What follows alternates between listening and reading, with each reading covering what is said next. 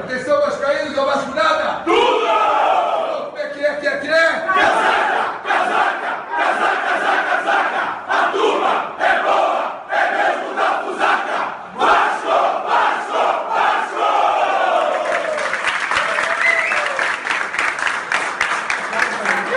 Olá, você vascaíno, você vascaína, seja mais uma vez muito bem-vindo aqui ao canal do Vascão Eterno.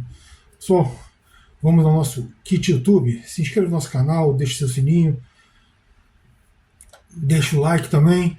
No final do vídeo, comente o que você achou desse jogo do Vasco, que hoje vamos comentar aqui Vasco 2, Volta Redonda 1. Pois é, pessoal, eu vou fazer primeiro aqui um resumozinho oral do jogo e depois a gente vai dar opinião do que nós vimos nessa partida do Vasco da Gama. Vamos lá, pessoal. O Vasco, os primeiros 10 minutos ali, o jogo foi muito equilibrado, ninguém incomodou ninguém. Era um jogo estudado, um jogo que ia de intermediária a intermediária. A partir dos 10 minutos, o Vasco começou a tomar conta da partida. A parada técnica foi em torno ali dos 23, 24 minutos. Nesses 12, 14 minutos aí, o Vasco conseguiu criar 4 boas oportunidades. A melhor dessas oportunidades foi com o Puma Rodrigues, lateral direito, na cara do goleiro. Ele chutou muito mal em cima do goleiro e perdeu uma excelente oportunidade de abrir o placar. Quando você chega já no finalzinho, bem próximo ali do tempo técnico, o jogo já estava equilibrado. Quando você volta do tempo técnico, os primeiros 4, 5 minutos, mais uma vez a partida começa equilibrada, ela recomeça equilibrada, e depois o Volta Redonda toma conta do jogo. O Vasco tinha dificuldades até mesmo de passar da linha de meio de campo. Não chegava a ser um massacre, mas as ações eram totalmente dominadas pelo Volta Redonda. E isso meio que assustava quem assistia o jogo, que era vascaíno e assistia o jogo. Porque o Vasco não incomodava mais ninguém e o nosso goleiro foi obrigado a fazer algumas boas intervenções. Algumas muito boas, por sinal. Tá? Assim, lá para os 35, 36 minutos, o Vasco conseguiu mais uma vez equilibrar o jogo, e quando parecia que nós iríamos nos safar, porque assim, era um equilíbrio, mas ainda tendente ao Volta Redonda, e quando parecia que nós iríamos nos safar de ir para um intervalo com o 0-0 no placar, Paia tirou um coelhinho da cartola e colocou a bola na cabeça ali do Zé Gabriel, que não desperdiçou e fez 1-0 para o Vasco. O Volta Redonda nitidamente sentiu ali aquele baquezinho, e o Vasco até melhorou um pouco nos 5, 7 minutos finais ali de jogo, mas sem chegar efetivamente a incomodar o goleiro do Volta Redonda. Não chegou a criar nada assim muito efetivo. 1-0 foi para o vestiário. Em termos de produção, ou seja, em termos de desempenho, não era exatamente justo o placar. Eu acredito que o empate seria mais justo, mas futebol é o que eu já falei. Futebol é quem bota a bola para dentro. O segundo tempo recomeça. O Vasco um pouco mais retraído, Volta Redonda com muita dificuldade para entrar, e o Vasco conseguiu uns 3 bons contra-ataques, mas assim, sem aquele toque final. O melhor deles teve um toque final, porque o Payet deixou Veja bem, o Payet participou do primeiro lance, o Payet participa desse lance também. Deixou o David ali na cara do goleiro do Volta Redonda. O David teve tempo de dominar, escolheu o canto e chutou em cima do goleiro. Perdeu um gol muito feito, porque não tinha ninguém. Assim, quem mais esteve próximo de incomodar o David foi o goleiro, e o goleiro mesmo assim estava a mais de 1 metro do David quando ele chutou a bola. Então assim, o David poderia ter decidido muitas coisas ali, feito o gol, até mesmo driblar o goleiro, ele poderia ter driblado, se não fizesse o gol de repente sofreu o pênalti, mas ele chutou em cima do goleiro, perdeu um gol que não se perde. Puma no primeiro tempo perdeu um gol na cara, dentro da pequena área, perdeu um gol na cara do goleiro, e o David perdeu no segundo tempo um gol na cara do goleiro. Foi a última boa jogada do Vasco nesse período aí. que depois só deu volta redonda. O nosso goleiro, eu já ia falar Martin Silva, que tantas vezes nos salvou, mas não, esse é o Léo Jardim, apareceu bem em várias oportunidades. A defesa do Vasco começou a dar chutão, se safar do jeito que dava ali atrás. O Vasco tentava os contra-ataques, mas não conseguia encaixar aquela jogada suficiente para isso. Até que o VP, uma bola que veio do lado direito da defesa do Vasco, ele entrou no meio dos zagueiros, sem marcação, uma falha da defesa do Vasco, de cabeça também, empatou o jogo. Não tinha muito ali o que o Léo Jardim fazia, não. Eu vi gente falando que era falha do Léo Jardim, porque bola dentro da pequena área do goleiro. Não existe isso, gente. Olha só. Claro, uma bola na pequena área que venha de muito longe, assim, se o goleiro não pega, porque ele está desatento ou muito mal posicionado. Mas um cruzamento relativamente curto não é isso, não existe, ainda mais no segundo pau. O goleiro está protegendo o primeiro, ele tem que correr, são 7 metros, e a bola vai muito mais rápido que ele, você pode apostar nisso. Então, assim, não tem esse negócio de bola na pequena área do goleiro, não existe isso, é uma bobagem que algum comentarista falou, e aí as pessoas começam a repetir como se fosse uma verdade do futebol, e ela não existe, essa verdade não é assim. Mas o fato é que o Volta Redonda empatou o jogo. O Vasco parece que tomou um choque de realidade com esse empate. Aí o Vasco melhorou, equilibrou novamente. Veja bem, ele não passou a jogar melhor, ele equilibrou o jogo novamente. Aos poucos começou a jogar melhor, mas não era um melhor assim tão melhor do que o Volta Redonda, porque o Vasco chegava, incomodava, chegava com boas estocadas, mas o Volta Redonda também. Tá? Até que de um cruzamento que veio um escanteio, o Payet botou a bola na cabeça do Sforza, que estreava. O Sforza meteu a cabeça, teve um rebote do goleiro e o Veguete só teve trabalho de empurrar a bola para dentro. Assim, o Vasco fez 2-1. Depois o Vasco conseguiu segurar o ímpeto do Volta Redonda e manteve o placar. O Vasco foi ajudado por uma jogada, eu não sei se foi maldosa, mas foi completamente estúpida, infantil do VP. Uma bola que o Medel entrou duro, porque o Medel é um jogador que joga muito duro, mas ele joga leal.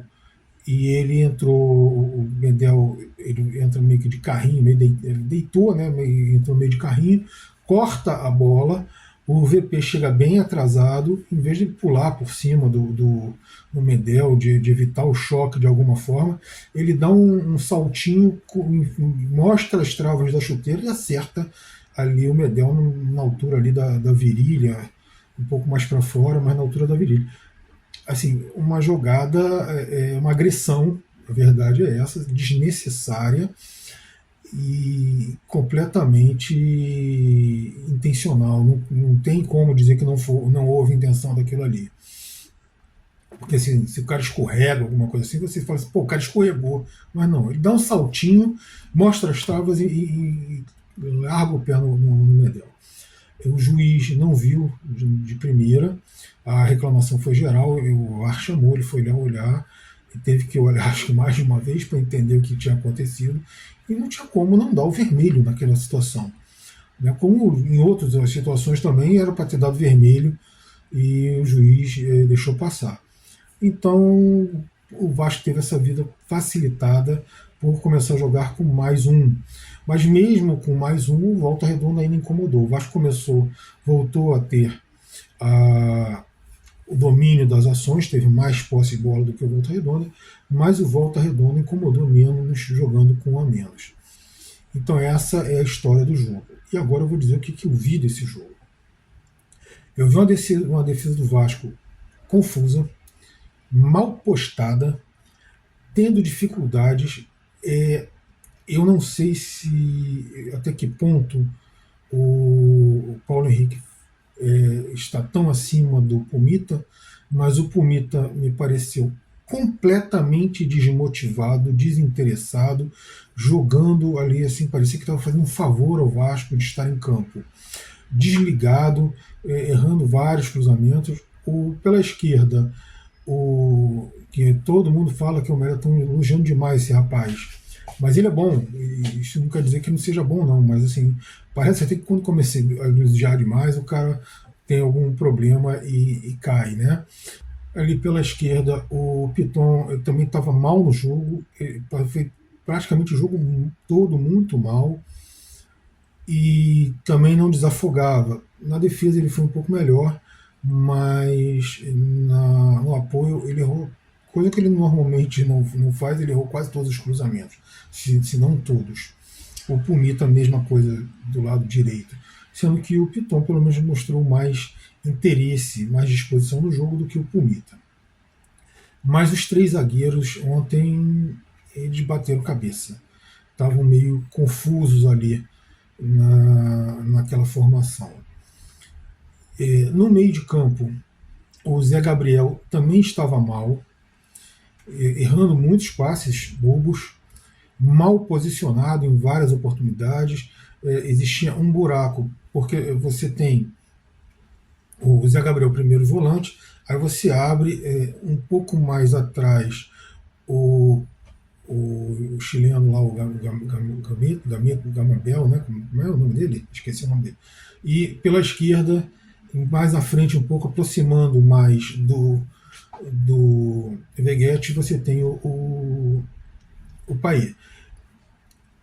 O que é? O Gambetta, ele tem a função de vir também buscar essa bola e fazer essa bola, essa transição. E o Payet, ele tem mais a função de distribuir essa bola no ataque, de armar efetivamente as jogadas. Claro que isso aí é uma idealização tática. Dentro do jogo isso é dinâmico. Então, uma hora o chileno vai mais para frente, o francês para trás, né, eles invertem de posição. Isso aí é durante o jogo. Mas assim, a disposição tática é mais ou menos essa.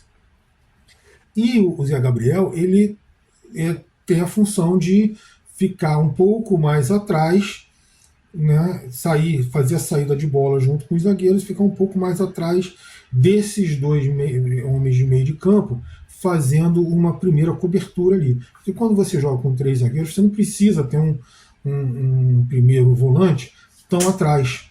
Nem pode, porque senão você fica com o time muito defensivo. Então você solta esse primeiro volante para ele chegar um pouco mais atrás, fazer uma cobertura mais adiantada. Mas o Zé Gabriel, ele muitas vezes estava um pouco mais atrás, então você teve muito rebote que foi do Volta Redonda, o que propiciou os contra-ataques do Volta Redonda, que por sinal muito rápidos e normalmente muito bem executados. E isso dificultou bastante, porque quando você pega um jogador do adversário vindo em velocidade, aí e a tua zaga de frente, a zaga tem que virar para poder começar a correr para acompanhar o atacante. Então você perde um tempo e isso dificulta muito a marcação. Essa foi a grande dificuldade do Vasco durante o jogo inteiro, né? E foi uma coisa nítida que estava tendo essa falha. Justamente o que foi corrigido foi justamente que você adiantou um pouco mais o Zé Gabriel. Aí você começou a ter um pouco mais de controle do meio de campo. No segundo tempo, na verdade, parecia um grande... Todo mundo ali tomou um calmante forte, porque tirando aqueles jogadores que nós já sabemos que são mais ligados nos jogos, né, como o Medel, o Piton, o Veguete, né, e o Payet também tem estado muito ligado, apesar dele não ser um jogador de tanta energia, de tanta movimentação assim de vai e vem, até por causa da idade e da função que ele exerce na equipe, mas você começou a ver o Vasco um pouco distraído, meio lerdo, né? Foi o que propiciou o crescimento do Volta Redonda. As alterações que o Ramon Dias fez fizeram justamente o Vasco recuperar essa chama, essa competitividade que estava precisando, né? O Sforza lá entrou bastante bem e assim, ele não chegou a mostrar tudo que ele pode, mas ele mostrou que ele pode fazer, ajudar muito esse time. Ele mostrou um trato na bola bem diferenciado. Eu diria que ele está no mesmo nível do Zé Gabriel, talvez um pouco mais. E é bom você ter dois jogadores que disputam a mesma posição, que tenham condição de jogo bastante parecidas, ou pelo menos que não destoem tanto, né? Porque quando você um não joga, o outro vai jogar. Por exemplo, o Zé Gabriel não jogará o próximo jogo, porque tomou o terceiro cartão amarelo, e vai entrar o Sforza obrigatoriamente. Né? Pode botar outro no lugar, mas o substituto imediato a princípio é o Sforza. E ele mostrou que tem totais condições de tomar conta ali, se duvidar, se o Zé Gabriel não abrir o olhinho dele, até de perder essa vaga aí para o Sforza. Então, assim, o Vasco no segundo tempo continuou complicado. É claro que quando você pega um time que joga muito atrás, você dificulta muito a entrada, você tem muito mais dificuldade para criar, ainda mais que o time do Vasco não é um time de jogadores dribladores e nem tem esse trato tão refinado da bola para tocar com uma velocidade muito acima da média. Quem consegue fazer isso ali um pouco mais é justamente o Payet, mas ele é o único. Os outros são até bons jogadores, mas, por exemplo, aquele chamado tic-tac lá do Barcelona, que era né, assim, você vê que os jogadores assim, não tinha grandes dribles no Barcelona, mas era uma troca de passe muito rápida, que aquilo tira a defesa nunca sabe onde a bola vai estar, e você acaba confundindo a marcação e abrindo os espaços para penetrar na defesa. O mesmo acontece com o drible, só que o Vasco não tem um time exatamente driblador. Nós não temos essa equipe. E o Volta Redonda, como todo bom time pequeno, jogou. Você tinha hora que você olhava e tinha 10 atrás da linha da bola. O Vasco ali bem na intermediária de ataque, e os 10 jogadores do Volta Redonda ali atrás da linha da bola, apenas o centroavante lá preparado para puxar, servir ali, fazer o pivô, servir de pivô de parede para puxar contra-ataques. Então, sim, foi um jogo que o Vasco teve bastante dificuldade. Algumas coisas precisam ser corrigidas e eu espero que o Vasco corrija isso. O Ramon Dias tem agora a oportunidade de fazê-lo e, claro, todo mundo já falou e eu vou repetir aqui. O Vasco precisa de peças de reposição. O time titular, tirando o companheiro de ataque do Veguete, eu acho que precisava de um ponta mais veloz, mais agudo, né, um jogador de lado de campo, ou até um outro jogador que só não pode ser o estilo do Veguete, um jogador mais de área, mas que saiba cair pelas extremidades também. Só não pode ser o estilo do Veguete, aquele jogador mais trombador, que é o que o Veguete faz e faz muito bem. Né? Assim, ele não é cego de bola, ele tem uma certa qualidade técnica, não muita, mas tem, mas é um jogador muito forte, tromba muito com o zagueiro. O jogo do Veguete é muito de trombada com o zagueiro, de ir para o embate mesmo no corpo, né? Não é na técnica que ele se sobressai exatamente. Então você precisa de um jogador que saiba se movimentar até para abrir espaço para o próprio Veguete. O David não fez isso ontem. O David errou muito passe bobo, foi lento, teve bastante mal. E quem entrou também não agradou demais. O Adson até entrou razoavelmente, mas não foi aquilo que a gente esperava de ver desse atleta. De qualquer forma, o resultado foi importantíssimo. Como eu disse, o Vasco tinha que ganhar ontem e tem que ganhar da Portuguesa. Como o Botafogo ganhou do fraquíssimo Audax, que já está rebaixado, o Vasco agora precisa ganhar o último jogo para conquistar a vaga, garantir a conquista da vaga. Mas o Vasco pode até perder o jogo caso o Botafogo perca, e o Botafogo vai jogar com o Fluminense a última partida. A última partida dele no turno, nessa fase de classificação, é contra o Fluminense. O Vasco pode até perder o jogo, porque o Vasco está em quarto, o Botafogo está em quinto. Se o Vasco perde, mas o Botafogo também perde, o Vasco conquista a vaga. Se o Vasco empata, o Botafogo empata, o Vasco conquista a vaga. O Vasco só não pode perder e empatar se o Botafogo ganhar o jogo do Fluminense. clássico a gente nunca tem essa previsão toda de quem vai ganhar ou não. Então é bom que o Vasco se garanta e vença a partida. E nesse campeonato doido, o Vasco pode até ser primeiro colocado ainda, porque a depender do resultado do jogo de hoje, o Vasco ainda tem condição de alcançar tanto o Fluminense quanto o Flamengo. Flamengo e Fluminense agora com os dois com 21 pontos, e o próprio Nova Iguaçu com 21, os três estão ali dividindo a primeira colocação e separados apenas pelos critérios de desempate. Flamengo em primeiro, Fluminense em segundo e o Nova Iguaçu em terceiro. Dependendo dos resultados da última rodada, o Vasco vencendo, o Vasco pode até mesmo ser o primeiro colocado desse primeiro turno, dessa fase de classificação, e levantar a Taça Guanabara. Vamos ver o que vai acontecer aí.